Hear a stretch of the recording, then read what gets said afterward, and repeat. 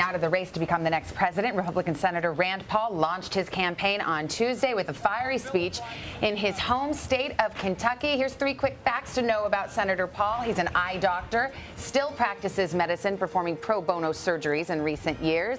His father is former Congressman Ron Paul. You know him because he ran for president 3 times. And he was called Randy as a child, but it was his wife who shortened his name to Rand. And Senator Rand Paul is already on the campaign trail with us, and joining us exclusively from New Hampshire this morning. Senator, good morning. Good to see you. Good morning. Thanks for having me. It's official. You are running for president, but those who have watched you closely have seen you kind of laying the groundwork for this for years. You've been in office about 4 years. Was higher office, the presidency, always the master plan for you? You know, it's kind of funny. You'll meet people who are running for president and their friends will say, oh, in 8th grade, he said he was going to run for president. I guess when I grew up a more normal existence. I was concerned about, playing football, running track, being on the swimming team, academics, reading, but never really thought about it. And even once I launched my career, I spent a lot of time, many years becoming an eye surgeon. And so I never really thought of it. In the back of my mind, I thought I might run for an office someday. But no, never in my wildest dreams would I think there'd be a constellation of events that would come forward that would allow me to. But I do think that the message I have to offer is a distinct one, and I think it is resonating. Well, here you are. You are now officially a candidate. So let me ask you about some items in the news. This deal with Iran, this framework deal, and whether or not you support it. If it were written in black and white exactly as President Obama has described it, and the Iranians agreed to it exactly as it has been described, is it a good deal? Would you support it?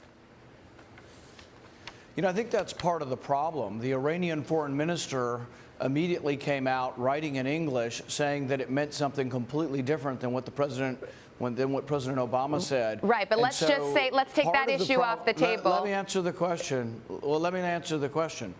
The sincerity of the Iranians does make a big difference. And if they're immediately saying that the agreement doesn't mean what President Obama says, that is a big problem. The other thing is, so far we've seen fact sheets.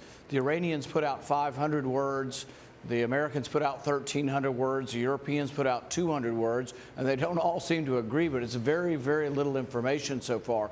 I'm going to keep an open mind and look at the agreement. I do believe that negotiation is better than war. I've been a big proponent of negotiation. But I also say that the law is very specific in this.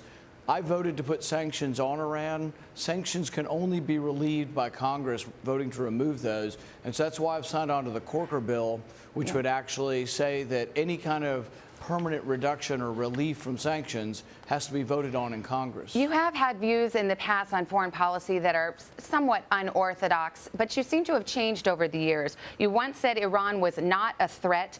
Now you say it is. You once proposed ending foreign aid to Israel. You now support it, at least for the time being. And you once offered to drastically cut. Once drastically wanted to cut defense spending, and now you want to increase it 16%. So I just wonder if you've mellowed out. Yeah, why don't you let me explain instead of talking over me, okay? Before we go through a litany of things you say I've changed on, why don't you ask me a question? Have I changed my opinion? Have you changed your opinion? That would be sort of a better way to approach an interview. Okay. No. Is Iran still not a threat? Editorialized. No. Listen. You've editorialized. Let me answer a question. You ask a question and you say, have your views changed, instead of editorializing and saying my views have changed. Okay, let's start out with regard to foreign aid. My opinion has always been that we shouldn't borrow money from China to send it to any country, Pakistan, Israel, or any other country.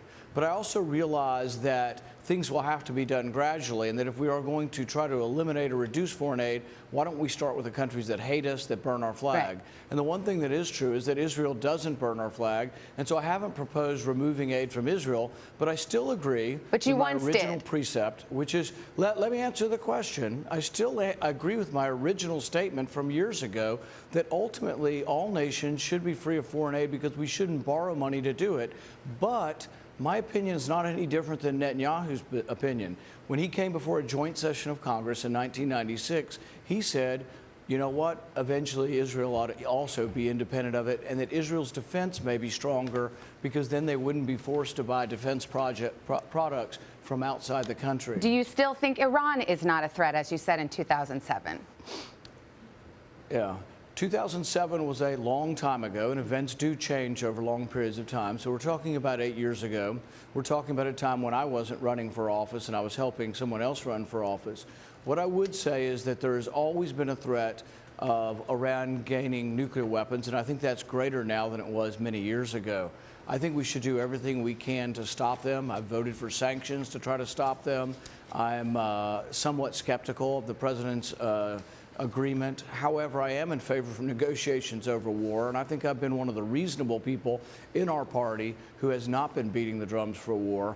And so I think my position on Iran is one that reflects the events and reflects the current history with regards to Iran. And before I let you go, I think the question I was getting at in general is just that when you came to Washington and you realized I'm going to run for president, have you mellowed or tempered your views at all? I think what I've understood as I've come to Washington is that Washington's horribly broken and we have to try to fix it.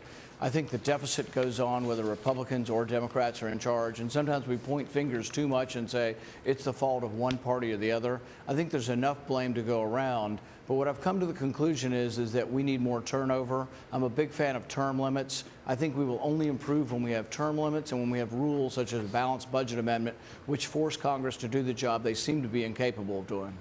Senator Rand Paul, look forward to talking to you in the future. Thank you for your time this morning. Appreciate it. Thank you.